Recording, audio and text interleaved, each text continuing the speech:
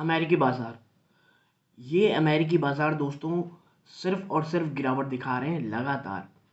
और last night जो US Fed है उसने वापस से 75 बेसिस पॉइंट की जो इंटरेस्ट रेट है उसमें बढ़ोतरी दिखाई।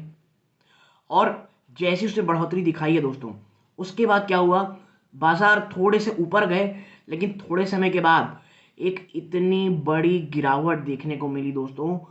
और वो गिरावट जो कई लोगों का ये एंटिसिपेशन था कि भाई 75 बेस पॉइंट तो ऑलरेडी डाइजेस्ट इन है, प्राइस्ड इन है, इतनी ज़्यादा गिरावट नहीं होगी, उसको धता बताते हुए एक बड़ी गिरावट दिखाया।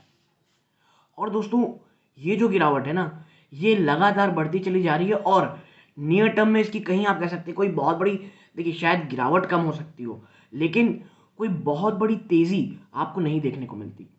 और ऐसे में निवेशकों के मन में ये सवाल आता है, जब आज के समय में इतने सारे इन्वेस्टमेंट ऑप्शंस हैं, क्या क्या ऐसे कोई आप कह सकते हैं कि ऐसी कोई एवेन्यू है या ऐसी कोई जगह है जहां पे हम विदेशी कह लीजिए जो यूएस के बाजार है वहां निवेश कर सकते हो।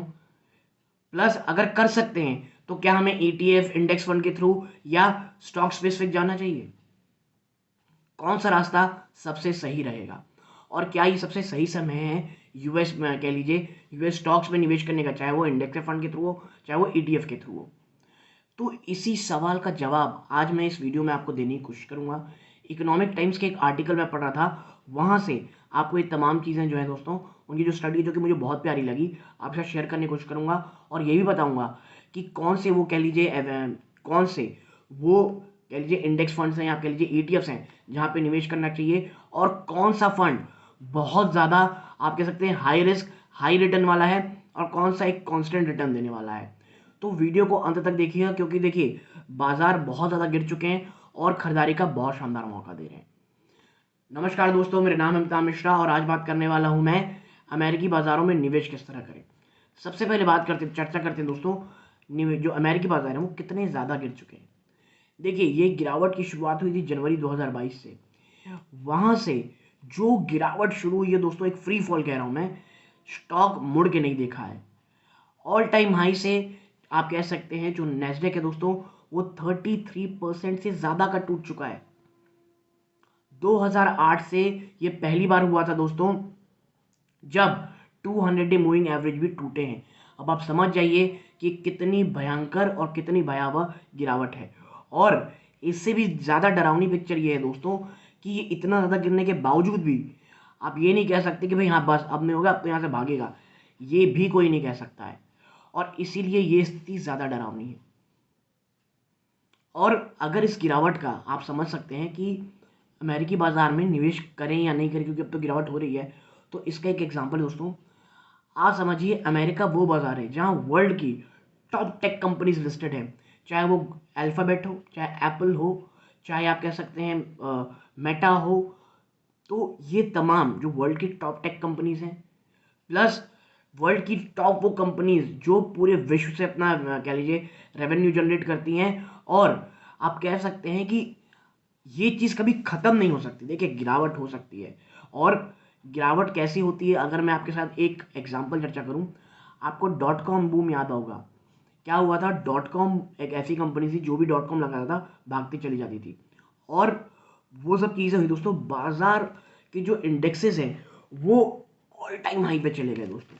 और जब मैं कहता हूँ ऑल टाइम हाई पे, तो मैं आपको एक डेटा आपके साथ बताता हूँ, आप समझिए that in dot com boom tech index lost 80% of its value. जी हाँ दोस्तों, डॉट कॉम बूम जो कह लीजिए बूम कहा जाता था, वो जब फूटा ना, तो जो टेक स्टॉक्स हैं वो 80% अपनी वैल्यू छोड़ दिए दोस्तों। और आप कह सकते हैं जो उस समय जो उसने टॉप लगाया था इंडेक्स ने, वो 5132 का था दोस्तों। और वहां से गिरावट हुई, और वापस ये 5132 का जो लेवल है उसे छूने में 16 साल लग गए दोस्तों। ठीक है, 16 साल लगे वापस से उस टाइम में जाने में, क्योंकि भाई अगर 80% छोड़ दिया था वैल्यू, और उसके बाद जो वापस से हाई जब ये बूम में लगा था डॉट कॉम बूम में 5132 का, जब से टच किया 16 साल लगे थे। तो आप समझिए कि चीज़ें जब खराब होती है तो कितनी ज़्यादा भयावह होती है। रीज़न वही था, अचानक से इंटरेस्ट बढ़ाने लग गए, और जो कंपनीज को प्रॉफिट देना था वो देने नहीं लगी, लोगों को लगा था भाई अब तो इंटरनेट का ज़माना है, प्रॉफिट नहीं दी, तो जब बाजार में गिरावट हुई तो वो कंपनीज जो बैलेंस शीट में प्रॉफिट नहीं दिखा पा रही थी वो बड़ी गिरावट दिखाई। और अब क्या हो रहा है, अब यही हो रहा है दोस्तों कि इंटरेस्ट रेट लगातार इतने हाई हैं तो आपके जो टेक स्टॉक है उसमें ज़्यादा गिरावट होगी, और वही हाल हुआ है। और मैं आपको बता दूं ये गिरावट तो है, लेकिन अगर मैं आपके साथ चर्चा करूं नेस्डेक की, तो दोस्तों ये इतने ज़्यादा रीजनेबल वैल्यूएशन मिल रहा है कि करेंटली आप कह सकते हैं 25 के पी मल्टीपल पे आपको मिल रहा है, जो कि एक साल पहले देखेंगे तो 29 के पी मल्टीपल पे ट्रेड करा था। यानी कि ये वैल्यूएशन वाइज तो ठीक है, लेकिन प्रॉब्लम भी वैल्यूएशन से ज़्यादा दोस्तों इस चीज़ की है जो लगातार फेड रेट हाइक कर रहा है और क्लूलेस होकर के हाइक कर रहा है। मतलब मुझे ये समझ में नहीं आता, जब ये लोग हमें इतनी क्या, मुझे याद है कि कुछ भी प्रॉब्लम होती है, भारत अगर इतने बड़े ब्लंडर करता हमको तो क्या वो एक वर्ड है ना दोस्तों, सतरी धर दी जाती हमारी। लेकिन भाई ये यूएस है तो ये कुछ भी कर सकता है, इसको कोई कुछ कहने वाला नहीं है।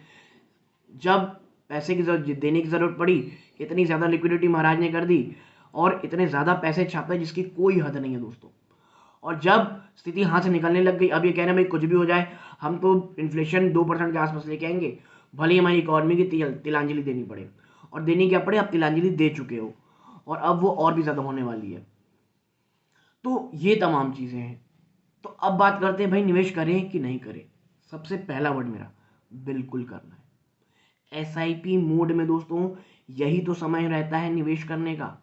निवेश तब आप थोड़ी करते हैं जब स्टॉक ऑल टाइम हाई में या पूरे पूरे इंडेक्स ऑल टाइम हाई में चल रहे हो, ठीक है।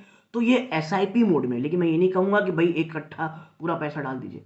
एसआईपी मोड में आराम आराम से कीजिए। और देखिए अगर मैं आप बताऊं स्टॉक स्पेसिफिक और इंडेक्स में क्या अंतर होता है, मान लीजिए अगर आपने टेस्ला में निवेश किया गया होता, आप किए रहते, या मेटा में जो फेसबुक था पहले, इस पे निवेश किए रहते, तो मैं आपको बता दूं, आपको एक भयावह एक डरावनी स्थिति बताता हूं कि देखिए टेस्ला जो है 45% डाउन है, और इससे भी ज़्यादा हालत ख़राब है मेटा की जो 60% डाउन है ऊपरी स्तरों से, ठीक है। और आप समझिए कि ये इतनी ज़्यादा गिरावट है और ये शायद आने वाले समय और भी गिरावट हो, और आज भी स्टॉक गिर ही रहे हैं आज भी, ठीक है। तो ऐसे में क्या करें दोस्तों, देखिए सबसे पहले आपको मैं बता दूं कि मेटा का जो हाल है दोस्तों, ये कहा जाता है, मैं आर्टिकल पढ़ा उसने कहा था कि ये मेटा जो है अभी माइक्रोसॉफ्ट जो 1998 में था उसके टाइप से कर रहा है काम, क्योंकि 1998 में माइक्रोसॉफ्ट के ऊपर ये एलिगेशन लगे कि भाई ये अपने मोनोपोली बनाने के लिए अपने सिस्टम में कोई भी अन्य सॉफ्टवेयर इंस्टॉल करने नहीं दे रहा, ठीक है। और उसमें गिरावट हुई, आगे चल के माइक्रोसॉफ्ट केस जीत तो गया, लेकिन वही सेम हाल अभी हो रहा है दोस्तों मेटा के साथ, क्योंकि मेटा जो फेसबुक ने मेटावर्स में जो निवेश किया है वो अभी कहीं से भी अच्छा रेवेन्यू जनरेट करता दिखाई नहीं दे रहा, और ऐसे में लोगों को लग रहा है कि ये तो डेड मनी हो गई है, और यही कारण है कि 60% टूट चुका मेटा। लेकिन यदि यहाँ से कोई भी बूम आता है, बहुत बहुत ज़्यादा आप कह सकते हैं पॉजिटिव इम्पैक्ट करेगा इसमें। लेकिन मुझे लगता है दोस्तों एज ए इंडियन इन्वेस्टर हमें इंडेक्स के थ्रू ज़्यादा निवेश करना चाहिए। और देखिए जो सबसे ज़्यादा वॉलेटाइल कह लीजिए और सबसे ज़्यादा रिस्क और प्लस रिवॉर्ड वाला है, जो आप कह लीजिए ईटीएफ है, वह है एमफैंग ईटीएफ, ठीक है। मीरा एसेट का है एमफैंग ईटीएफ, और डिस्क्लोजर के रूप में मेरी या मेरी फैमिली मेम्बर की इसमें निवेश हो सकती है दोस्तों, ठीक है, जो इसमें निवेश किए हुए हैं दोस्तों, ठीक है। एक एमफैंग है, देखिए ये highly volatile stock volatile ETF है, बहुत ज़्यादा ऊपर भी जाता है बहुत ज़्यादा नीचे आता है, क्यों, क्योंकि हाई टेक स्टॉक्स इसमें है, और इंटरेस्ट रेट जिस तरह से बढ़ रहा है सबसे बड़ी गिरावट टेक स्टॉक्स में ही हो रही है, इसीलिए सबसे ज़्यादा यही पिटा है। अगर आप कह लीजिए नेस्डेक की ईटीएफ से आप या इंडेक्स से आप कंपेयर करेंगे, और नेस्डेक के लिए और आपके लिए नेस्डेक के लिए कौन से हैं दोस्तों, तो हमें पता है भाई नेस्डेक 100 के लिए सबको पता है मोतीलाल ओसवाल का इंडेक्स फंड है, कोटक का फंड्स ऑफ फंड है। तो ये दो जगह से आप निवेश कर सकते हैं। और आप देखिए एक बात समझिए कि जब हम टेस्ला और मैं मेटा की बात किया, तो ये दोनों को जब आप देखेंगे तो नेस्डेक 100 में इसकी जो वेटेज है दोस्तों, वो मतलब ये दोनों जो जो भी स्टॉक मैं आपके साथ चर्चा किया, इन दोनों की दोस्तों जो नेस्डेक 100 में जो आप कह सकते हैं वेटेज है, वो लगभग है दोस्तों 6% की, ठीक है।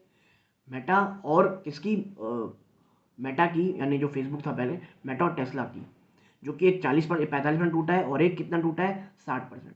और वहीं एप्पल जो 20% टूटा है दोस्तों, उसकी नेस्डेक में 13%। आप सोचिए क्या कंपनी होगी ये। नेस्डेक जैसे इतने भारी भरकम कह लीजिए स्टॉक में इसकी वेटेज 13% एप्पल की, ठीक है, जो कि 20% टूटा है। और यही कारण है कि इतनी भयंकर हमें गिरावट देखने को मिली। और एज ए इन्वेस्टर मुझे ये लगता है ETFs के थ्रू और ये फंड्स के थ्रू जाना ज़्यादा सही होता है।